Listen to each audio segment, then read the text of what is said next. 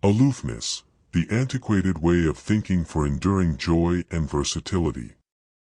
It's not difficult to feel overpowered, pushed, and separated from a feeling of internal harmony and control in the present high-speed and tumultuous world. Becoming involved with outer triggers, cultural tensions, and unavoidable difficulties can leave us feeling unfastened and without reason. In any case, consider the possibility that I let you know that the answer for tracking down enduring satisfaction and flexibility has been around for more than 2,000 years. Believe it or not, the old way of thinking of aloofness, which began in antiquated Greece, holds significant insight and functional lessons that are similarly as applicable today as they were hundreds of years prior. In this complete video, we'll travel through the dazzling universe of emotionless idea, investigating its center standards and how you can apply them to your own life. Prepare yourself for the ageless illustrations of apathy, which can change how you see and explore the cutting-edge world, opening a recently discovered feeling of security, discipline, and satisfaction. The division of control. The division of control. At the actual heart of apathy lies the standard of the polarity of control, an idea that fills in as the establishment for the whole way of thinking. The Stoics perceived that specific things are inside our control throughout everyday life, and certain things are totally beyond our authoritative reach. The mysterious they instructed is to concentrate your energy and consideration exclusively on what you have some control over, your contemplations, convictions, and activities. Thusly, you free yourself from the uneasiness, stress, and trouble that so frequently emerges from stressing over outer conditions that are past your order. It's a straightforward yet significantly freeing thought.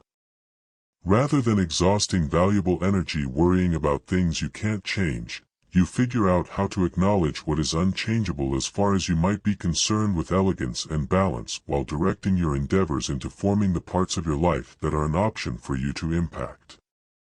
The emotionless scholar Epictetus summarized this standard smoothly when he said, "It's not what befalls you, yet the way in which you respond to it that is important." This outlook of revolutionary acknowledgement and discipline is the way to developing the inward harmony and strength that the Stoics profoundly esteem. We should investigate a down-to-earth guide to really get a handle on the force of the polarity of control. Envision you're trapped in weighty rush-hour gridlock while heading to a significant gathering. You have no control over the traffic, the activities of different drivers, or the street conditions. Those are outside factors past your impact. Be that as it may, what you have some control over is your response to the circumstance. You could end up being baffled, irate, and pushed, which only stirs your negative insight and channels your energy. Or on the other hand, you could embrace the situation of the circumstance with a quiet and focused outlook, involving the unforeseen deferral as a potential chance to pay attention to a webcast, practice profound breathing activities, or partake in an uncommon snapshot of tranquility in the midst of the disorder. By embracing the polarity of control and zeroing in on what you can impact, you develop a feeling of strengthening and discipline instead of permitting outside conditions to direct your profound state and by and large prosperity. The 4 unemotional excellencies.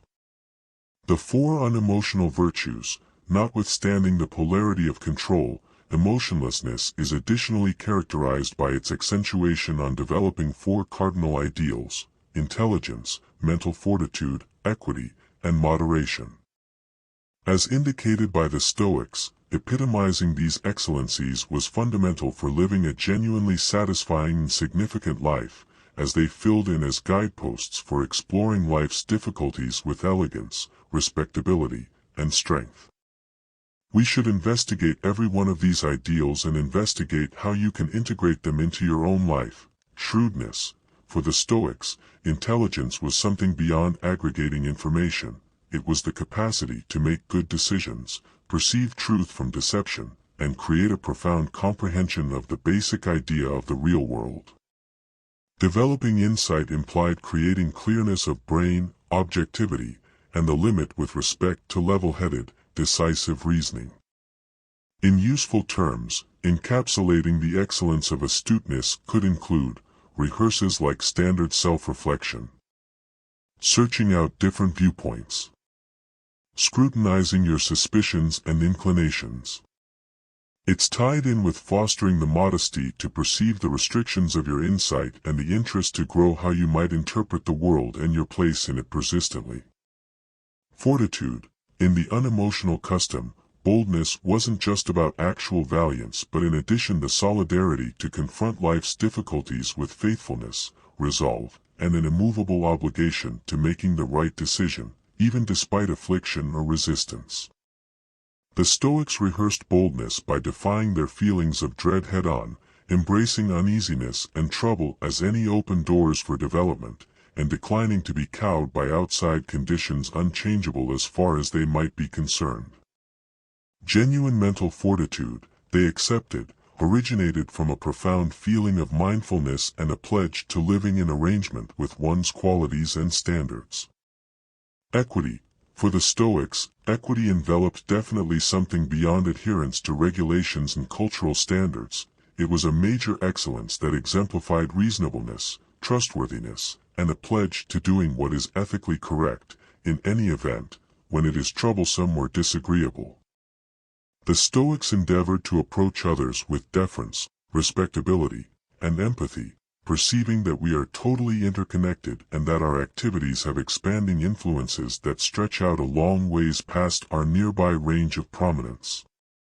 Encapsulating the uprightness of equity implied being a power for good on the planet, defending what is correct, and attempting to make a more fair and only society for all.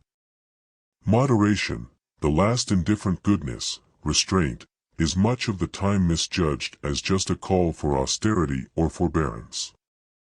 In any case, in the apathetic practice, moderation was about developing poise, balance, and controlling one's longings and motivations. The Stoics rehearsed restraint by separating themselves from material belongings and tangible joys, perceiving that genuine bliss and satisfaction come from the inside, not outer sources. By embracing restraint, they could stay cool-headed and center on what genuinely made a difference instead of being cleared away by short-lived desires or cultural tensions.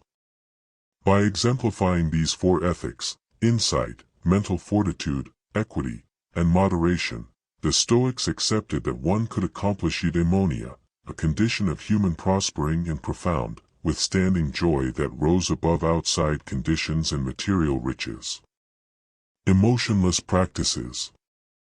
Emotionless practices, while the philosophical underpinnings of emotionlessness are significant and complex, the genuine excellence of this old insight lies in its common sense and the abundance of strategies and activities that the Stoics created to help people assimilate and live by these standards.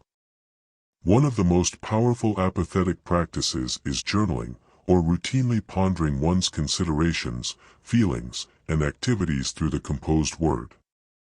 By getting some margin to stop, notice, and archive their inward encounters, the Stoics acquired important self-information, recognized regions for self-awareness, and developed a more significant identity mindfulness. Journaling can take many structures, from a straightforward